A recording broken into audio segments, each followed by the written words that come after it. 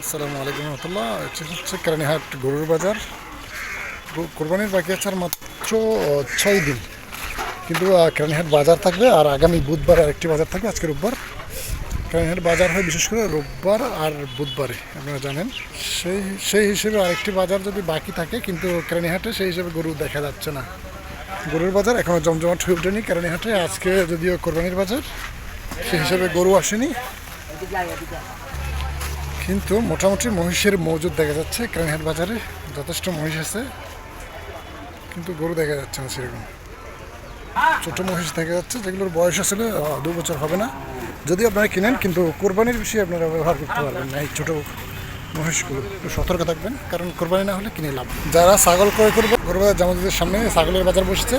আরেকটা বিষয় জানিয়ে রাখি, ইতিপূর্বে গত 2-3টি বাজার বসেছিল। আপনার একটি রেল লাইনের ওখানে বসেছিল গত 23 সালে। 24 সালের বাজারটি বসেছিল আসলে ব্রেকফিল্ডে, একটি এখানে ব্রেকফিল্ডে বসেছিল। এবার কিন্তু নির্দিষ্ট গরুর বাজারে গরুর যে হাট সেটি বসবে। 2025-এর কোরবানির বাজার এই নির্দিষ্ট জায়গায়, কেরানীহাটের নির্দিষ্ট গরুর বাজার মাঠে বসবে।